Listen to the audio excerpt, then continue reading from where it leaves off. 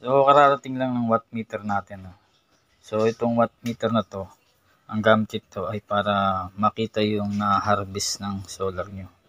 Kasi meron mga DIYers na gustong makita kung ano yung na-harvest ng solar panel nila sa umaga, sa tanghali at saka sa hapon. So, ito yung gamit nito.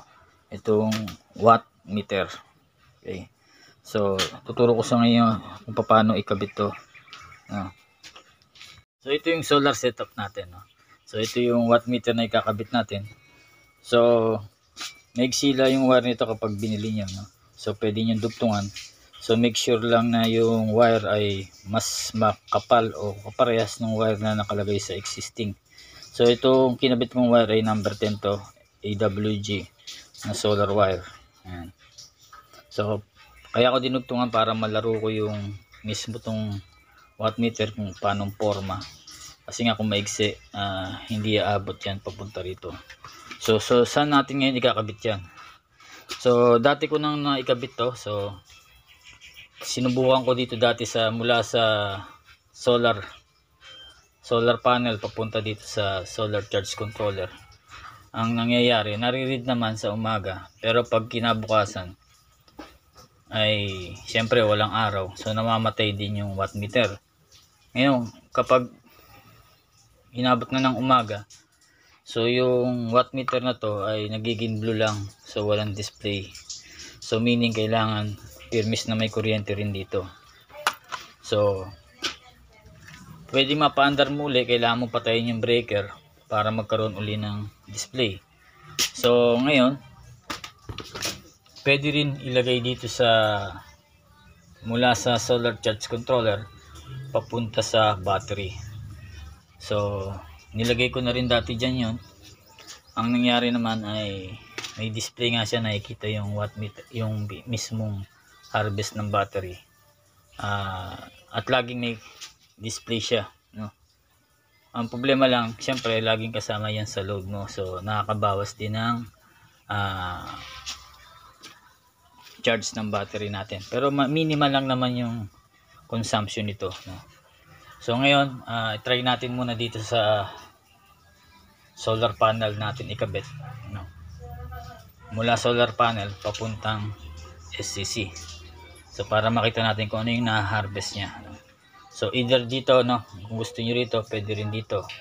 Pag dito sa solar panel papuntang SCC, need nyo lang patayin uli para magkaroon uli ng display, kasi nga kapag sa gabi walang display dahil walang harvest yung solar, pero kapag kinabukasan makikita nyo blue lang siya, so kailangan nyo muna patayin yung breaker uli.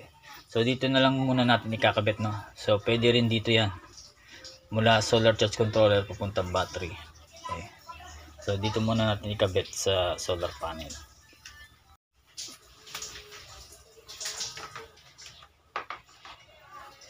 So una natin patayin nga yung solar panel, then yung sa battery.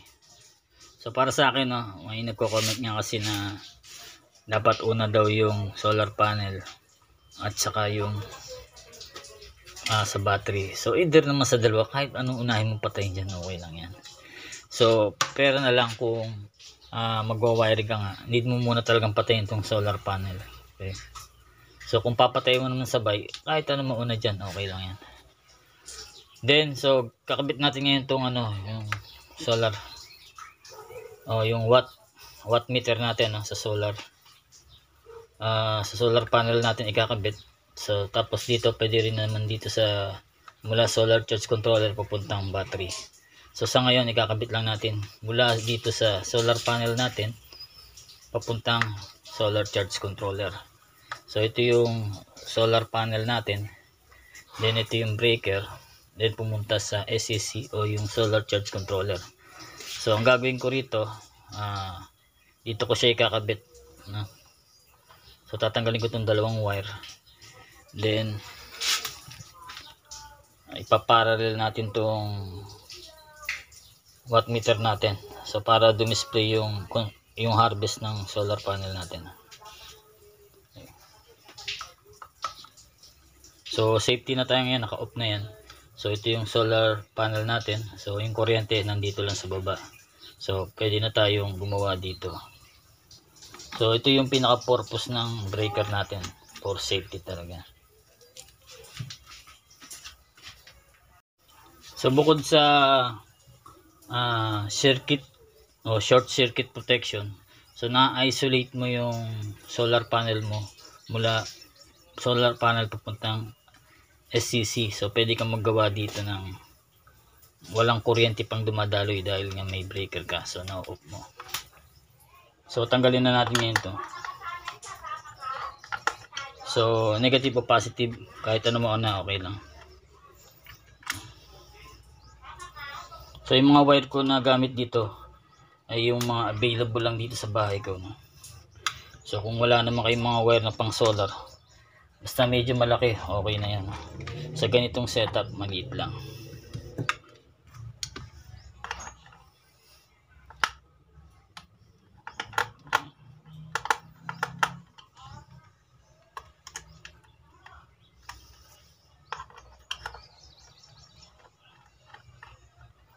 Yan.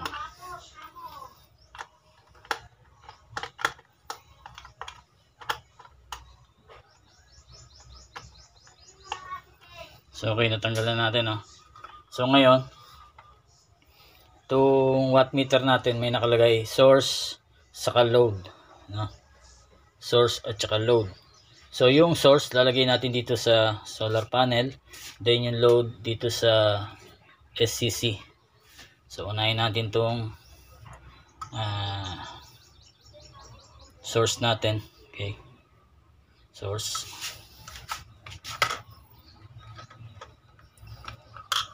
So maganda ngayon kasi umaga, makikita natin kung ano yung harvest ng solar natin sa umaga. Then bukod doon sa tanghali, makikita mo rin yan. So ito yung purpose ng watt meter, no? Although pwede rin to sa battery papuntang inverter. So kailangan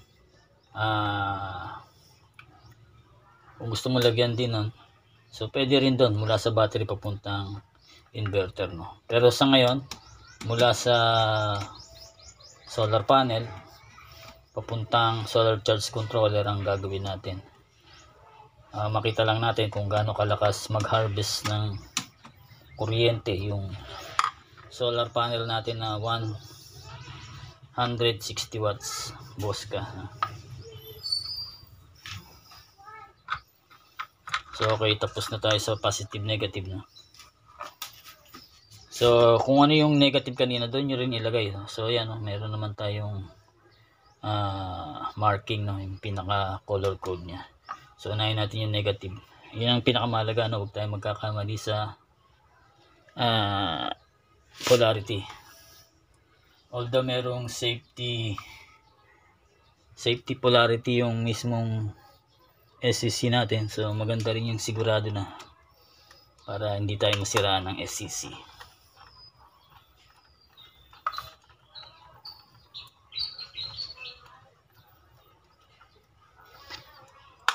Tapos na tayo sa yan, di ba palayos, ayusin natin.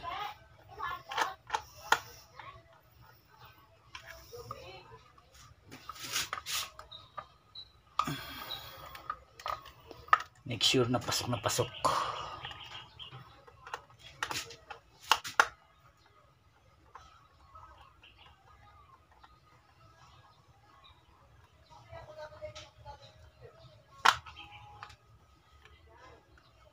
Then yung positive. So number 10 yung wire na to, AWG solar wire. So recap lang sa mga huling gawa natin, no? So una nga yung solar charge controller natin, meron tong display na nakikita kung nagcha-charge ba yung solar panel papuntang battery. Then sumunod ito yung battery meter natin para makita yung kung ano na yung capacity ng battery natin. Then pangatlo, ito nga yung watt meter. So i-power na natin ngayon para makita natin kung ano nangyayari. So unahin natin yung battery. Kasi yung battery ang magsusupply dito sa SCC natin para magkaroon ng display. Then tsaka natin bubuksan yung solar panel para pumasok yung kuryente papunta sa battery. So battery, so may display na ngayon yung solar charge controller natin. Okay. Then power natin yung breaker ng solar panel. So ito yung wire ko ng solar panel, then breaker, then wattmeter, no? So power natin. So nag-blink na ngayon yung arrow, tapos nagkaroon na ng icon na solar panel. So na-detect niya na yan, ibig sabihin. So ngayon ang tanong, gumagana ba yung wattmeter natin? So ito yung wattmeter natin. Tingnan natin kung ano yung reading. System startup completed. Wi-Fi connecting. So baliktad tong kabit ko, no? So ibabaliktad lang natin ganyan yan. Ayan. Wi-Fi connected.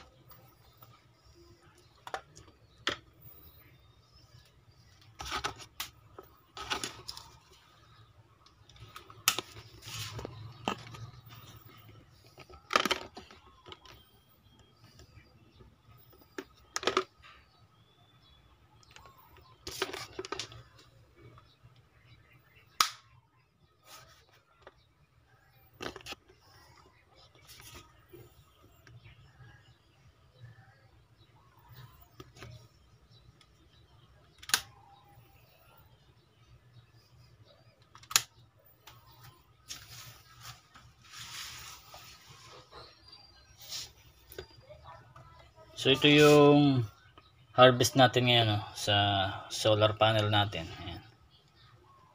1.3 ampere. So System is starting. 1.3 ampere, then 12 volts, 0.8 or 9, no, something ganyan. So total wattage naman niya is 18 watts, no. So yan yung harvest ng 160 watts na solar panel natin, boss ka. So kulimlim pa yan, no? Kulimlim yan. Di pa ganun kalakas yung araw. So update ko kayo kapag yung tirik na yung araw, no? Wi-Fi connecting. So update ko kayo kapag tirik yung araw.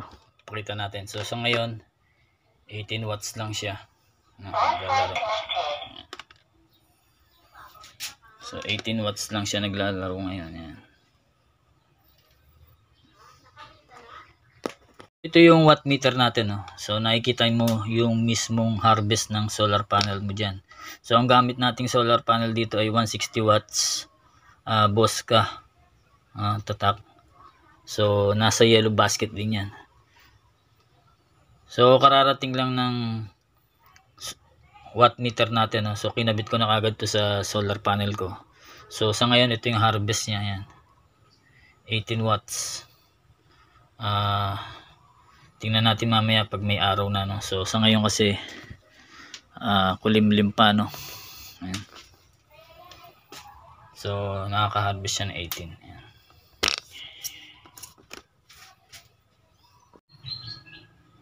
So ito na, no? Nagpipick siya ng 25 to 24 watts yung harvest ng solar panel natin. So medyo may araw na ngayon yan, ha? So ang oras ngayon ay wala pang So ang oras ngayon ay 9 AM. So ayan yung harvest niya ngayon. Nagto 25 kanina. So medyo may araw na pero maulap pa rin, no? Yan. So mamayang tanghali lalong malakas yan. So itong 100 watts solar panel natin na Bosca. So nakita ko to nagpipik talaga ng hanggang 100 watts. Okay. So tirik na yan yung 100 watts na solar panel na yan. Okay. So yun ang pinaka mataas na nakita ko sa harvest nitong 160 watts na Bosca solar panel. So kagandahan nitong watt meter, so nakikita mo yung harvest mo kung mahina o malakas, no?